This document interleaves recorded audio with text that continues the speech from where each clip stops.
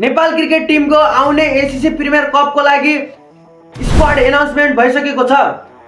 तपाईहरुलाई थाहा छ यो स्क्वाडको क्याप्टेन को रहेका छन्? One and only Sandeep Lamichhane. Sandeep लामिछानेलाई फेरि एकचोटि क्यानले भरोसा गरेर क्याप्टेन बनाएको छ।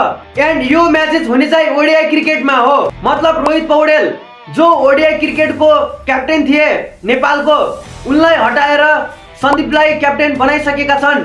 एन्ड हामीलाई यो हेर्नु छ सन्दीप लामिछानेको क्याप्टेन्सीमा के अलग देख्न मिल्छ नेपाल क्रिकेट टिमबाट। सबैभन्दा पहिला स्क्वाडको बारेमा कुरा गरौँ। कुन कुन प्लेयरलाई चान्स मिलेको छ? किनकि हाम्रो फेभरेट प्लेयर कुशल भुर्तेललाई क्यानले यो स्क्वाडबाट ड्रप गरिदिएको छ। यो चाहिँ क्रिकेट फ्यान्सहरुको लागि सकिङ न्यूज हो।